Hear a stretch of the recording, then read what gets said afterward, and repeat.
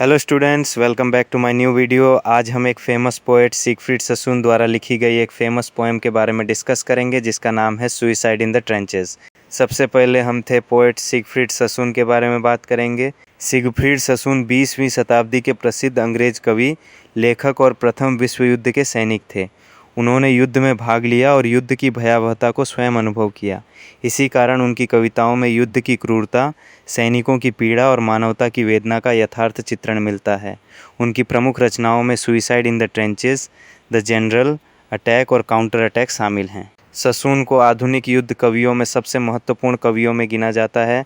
Suicide in the trenches प्रथम विश्व युद्ध पर लिखी गई सिगफ्रीड ससून की सबसे प्रसिद्ध और प्रभावशाली कविताओं में से एक है। यह कविता केवल 12 पंक्तियों की है, लेकिन इसका संदेश अत्यंत गहरा और मार्मिक है। इसमें कवि युद्ध की वास्तविकता, सैनिकों की मानसिक पीड़ा और समाज की युद्ध के प्रति गलत सोच को उजागर करता है। सिगफ्रीड ससून स्वयं एक सैनिक थे। उन्होंने युद्ध को बहुत करीब से देखा था। उन्होंने अपने साथियों की मौत, घायल सैनिकों की पीड़ा, भूख, ठंड, भय और मानसिक तनाव का अनुभव किया था। इसलिए उनकी कविता में युद्ध का वास्तविक और दर्दनाक चित्र दिखाई देता है। अब हम suicide in the trenches title का अर्थ क्या है इसके बारे में बात करेंगे। सुइसाइड इन द ट्रेंचेस शीर्षक का अर्थ है खाइयों में आत्महत्या। यह शीर्षक कविता के मुख्य विषय को स्पष्ट करता है। इसमें एक युवा सैनिक की कहानी है जो युद्ध की भयानक परिस्थितियों, ठंड, भय, अकेलेपन और मानसिक तनाव को सहन नहीं कर पाता और अंततः खाइयों में आत्महत्या कर लेता है।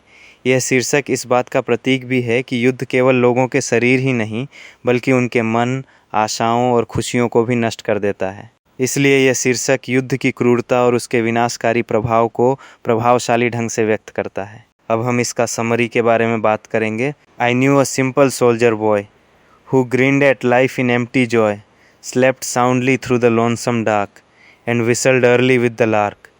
कवि कहता है कि वह एक सीधे सादे और भोले सैनिक लड़के को जानता था। वह लड़का बहुत खुशमिजाज था और छोटी छोटी बातों में भी खुशी ढूंढ लेता था। उसके चेहरे पर हमेशा मुस्कान रहती थी। वह जीवन को बिना किसी चिंता के आनंद से जीता था। रात के समय, चाहे चारों ओर सन्नाटा और अंधेरा ही क्यों न हो, वह आराम से गहरी नींद सो जाता था। सुबह होते ही, जैसे लार्क यानी एक छोटी चिड़िया सुबह सुबह मधुर स्वर में गाना गाती है, उसी तरह वह सैनिक भी सुबह जल्दी उठकर सीटी बजाता था। इससे पता चलता है कि वह बहुत उत्साही, निश्चिंत और आशावादी युवक था। In winter trenches, cowed and glum, with crumbs and lice and lack of rum, he put a bullet through his brain, no one spoke of him again. कवि कहते हैं, सर्दियों के मौसम में सैनिक खाइयों में रह रहा था। वहाँ का जीवन बहुत कठिन और दुखद था। चारों ओर तोपों के गोले फट रहे थे।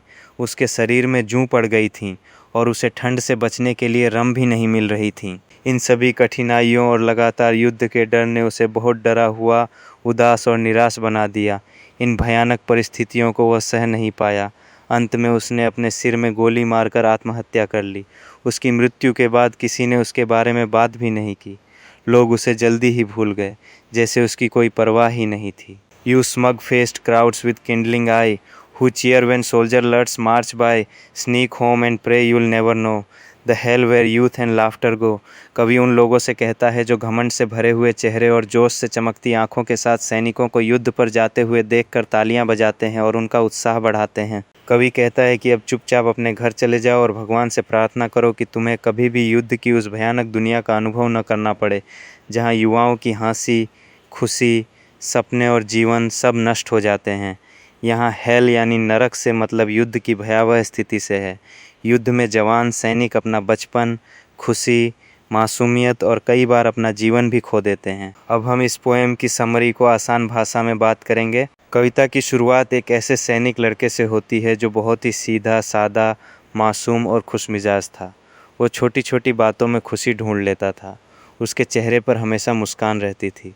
वह जीवन को उत्साह के साथ जीता था। रात के अंधेरे में भी वो चैन से सो जाता था और सुबह पक्षियों की तरह खुशी से सीटी बजाते हुए उठता था।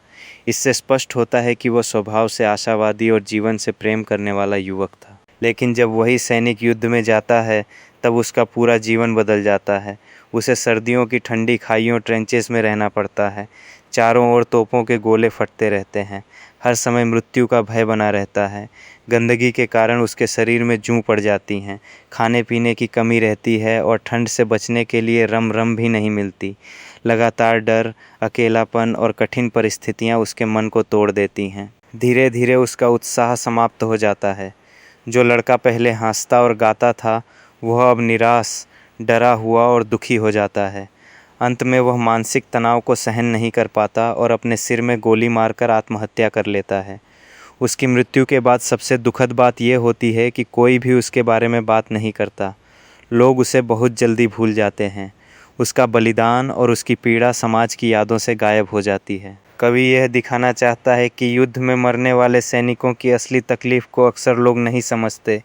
कविता के अंतिम भाग में कवि सीधे उन लोगों को संबोधित करता है जो शहरों में सुरक्षित रहते हैं और सैनिकों को युद्ध पर जाते समय तालियां बजाकर विदा करते हैं। वे लोग युद्ध को देशभक्ति और वीरता का प्रतीक मानते हैं, लेकिन उन्होंने कभी युद्ध की वास्तविक भयावहता नहीं देखी होती। कवि ऐसे लोगों को कठोर शब्दों में डांटता है।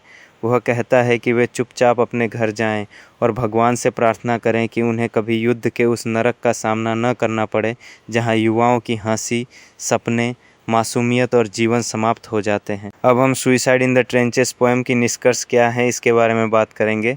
सुइसाइड इन द ट्रेंचेस केवल एक सैनिक की कहानी नहीं है, बल्कि युद्ध में नष्ट हो जाने वाली पूरी युवा पीढ़ी की कहानी है।